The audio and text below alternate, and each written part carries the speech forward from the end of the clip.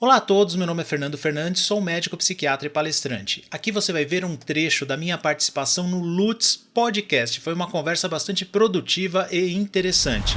Se gostar, deixa o seu like e não esquece de se inscrever no canal. Se quiser ver a entrevista completa, link na descrição. Muito obrigado e um bom vídeo para você. Mas e no caso, então, de depressão e ansiedade? Porque, me corrija se eu estiver errado, mas é um pouco diferente de tipo bipolaridade, esquizofrenia, que é algo incurável, né? É algo exatamente. Boa. Vamos falar sobre cura, né? Em psiquiatria, a gente não fala sobre cura, porque as doenças sempre têm um potencial ou para cronicidade ou para recorrência. Então vamos falar da depressão, por exemplo, né? Você falou bem, você deve ter estudado a respeito, né? Transtorno bipolar e esquizofrenia são doenças que a cronicidade faz parte dela. Então são doenças crônicas e elas precisam do tratamento de longo prazo ao longo da vida. Essas são um ponto pacífico, né? Já houve época, até os anos 80, acreditava-se que o transtorno bipolar podia tratar uma época por 5 anos e depois parar. Hoje já se sabe que os prejuízos são muito grandes se parar de tratar, porque a chance de ter um novo episódio, uma crise, é enorme, né? Mais de 90%. Então, faça o tratamento de longo prazo. A gente chama lifetime, faz o tratamento pro resto da vida. Na esquizofrenia, a mesma coisa. Então, hoje já se sabe que o paciente ganha muito em manter o tratamento. Agora, há transtornos psiquiátricos que podem voltar ou não. Um deles é a depressão. Por isso que você falou, olha, doutor, você falou aí, mas eu acho que tem diferença. E tem de fato. A depressão é uma doença que, em 50% dos casos, ela aparece de novo. Em outros 50%, ela pode ser um episódio único. Então, como que a gente vai saber o que vai acontecer? A gente não é bidu. Então, o que a gente faz? A gente trata um primeiro episódio, trata o tempo adequado. É um tratamento de médio prazo, dura no mínimo aí em torno de 9 meses. Tá, entendi. A pessoa ficou bem, está sem sintomas, vida normal. Poxa, que ótimo. Vamos fazer alta? A gente descontinua o remédio e alta. A pessoa não vai sentir falta do remédio, porque o antidepressivo ele não causa dependência. Ah, mas a doença pode voltar? A gente não sabe. O fato é que se você já teve um episódio depressivo, a chance da doença voltar é 50%. Se você nunca teve um episódio depressivo, a chance da doença aparecer é em torno de 18%. Então, olha que interessante. Você nunca teve episódio, qual que é o teu risco? 18%. Se você já teve um episódio, qual que é o teu risco? 50%. Mas por que isso? É do jeito que o cérebro da pessoa funciona? O organismo dela funciona? Aí a gente está falando das causas da depressão, né? Aí a gente está falando das causas da depressão. Existe um efeito que é bastante conhecido em psiquiatria. Você ter episódios depressivos favorece o aparecimento de novos episódios depressivos. Por isso que a depressão ela tem que ser tratada de forma contundente, de forma eficaz. A pessoa tem que ter alta no momento adequado. Porque fazendo um tratamento abreviado, sabe aquela coisa, o paciente melhorou, fala, melhorei, acho que aquilo lá era só um momento, só uma circunstância. Então, eu vou parar o remédio. Aí aumenta a chance da doença voltar. É triste porque a pessoa sofre e é triste porque quanto mais episódios você tem, mais aumenta o risco da doença cronificar, né? Então, o próprio fato de ter um episódio aumenta o risco de ter outro. Agora, então, outros fatores quanto às causas. Se você teve um episódio depressivo bem caracterizado, existe uma vulnerabilidade do ponto de vista genético e biológico para você ter o quadro. Então, a gente tem que tomar cuidado com isso. Então, é algo assim, evidenciou. Por exemplo, eu e você, estamos andando na vida, a gente é amigo e tal. De repente, um dos dois tem um episódio. Se configurou aí que essa pessoa que teve o episódio, muito provavelmente em relação às outras, ela tem uma vulnerabilidade genética e biológica. Então é algo assim, ela já tinha esse risco, mas não estava evidenciado. A partir do momento que ela tem, ficou evidenciado que ela tem esse risco para ter depressão. Outro ponto é isso que eu falei, tendo um episódio, aumenta o risco de ter outros. E aí entra uma coisa que é a psicologia.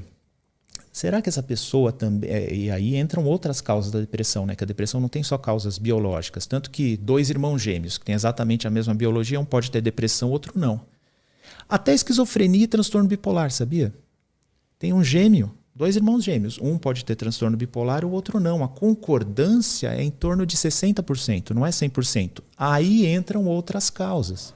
Interessante, porque daí entram causas psicológicas, o manejo do estresse, como a pessoa leva a vida, o contato com drogas. Então, uma série de outros fatores vão influenciar no desencadeamento ou não de um transtorno psiquiátrico, né? Então, é por isso que algumas pessoas têm um risco aumentado, outras não. E a gente trabalha com as estatísticas. né? Então, por exemplo, no transtorno bipolar, se parar o remédio, 90% a chance de ter um novo episódio. Então não vamos parar. Na esquizofrenia, a mesma coisa. E na depressão? Na depressão é 50%. Então, a gente manejando alguns dados, a gente pode dar alta para o paciente ou não. Agora, quando que o risco é máximo? Quando que o risco compensa que a pessoa trate pro resto da vida? Aí a gente usa alguns fatores. Por exemplo, a pessoa já teve 3 episódios. A chance de ter o 4º é muito grande. Lembra? Cada episódio aumenta a chance da doença ir em frente continuar. Por exemplo, a pessoa para o antidepressivo, os sintomas voltam, mesmo que leves. Então não vamos parar. Em idosos, por exemplo, a gente tem uma tendência a manter mais o antidepressivo, porque a doença voltar é mais comum nos idosos.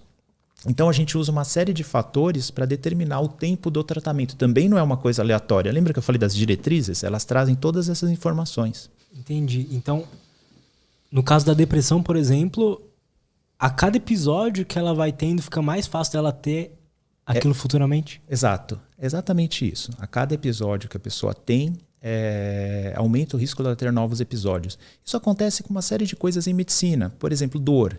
Quanto mais episódios de enxaqueca a pessoa tem, mais a chance de voltar a ter. Dor crônica, quanto mais a pessoa sente dor.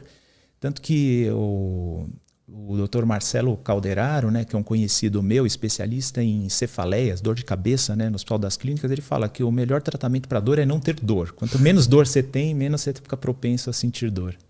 Então, acontece uma série de doenças na medicina. Os pesquisadores e tal, vocês profissionais já sabem o porquê isso acontece? Tipo, as chances irem aumentando? Então, isso aí diz respeito a principal hipótese a respeito disso é que quando uma doença se instala no cérebro, né, e aí falando especificamente do sítio do cérebro, algumas vias neuronais elas ficam mais ou menos ativadas. E uma imagem que eu uso para explicar isso é meio que nem fazer uma picada no mato. Quando você faz uma picada no mato com um facão, se aquela via neuronal ela é uma picada no mato, se muitas pessoas passam naquela via lá, toda hora tem alguém passando, cortando, aquilo lá acaba virando um caminho e se sedimentando, né? Se as pessoas não passam naquela via, o mato cobre aquilo lá e deixa de existir aquela via. Então, tanto para o bem quanto para o mal, o nosso cérebro ele aprende as coisas, né? E as vias que deixam de ser usadas ou que ficam mais ativadas nas doenças, quanto mais se repete, mais elas se reforçam. Então, esse é um dos motivos que pode levar à recorrência e à cronicidade dos sintomas. A gente tem que quebrar isso. Me corrija se eu estiver errado, mas é praticamente a mesma coisa por outro lado, um lado mais positivo, de tipo estudar, quanto mais a gente estudar, mais fica cravado aquilo sem dúvida nenhuma. Por isso que eu falei, tanto para bem quanto para mal. Bons hábitos, eles tendem a sedimentar no nosso cérebro, né? Assim como hábitos e comportamentos ruins ou patológicos, coisas que até fogem ao nosso controle. A gente está falando disso, né? De doença, foge ao nosso controle. E muitas vezes aquelas vias relacionadas à instalação da doença são reforçadas, porque a doença está aparecendo e cada vez que ela aparece, aumenta o reforço daquela via. Mas para bem também funciona e a gente tem que mudar para isso, né? Gostou desse vídeo? Não esquece então de deixar o seu like, se inscreve no canal. Estou deixando esses 2 vídeos aqui para você. Muito obrigado por ter chegado até aqui. Fique com Deus e até um próximo vídeo.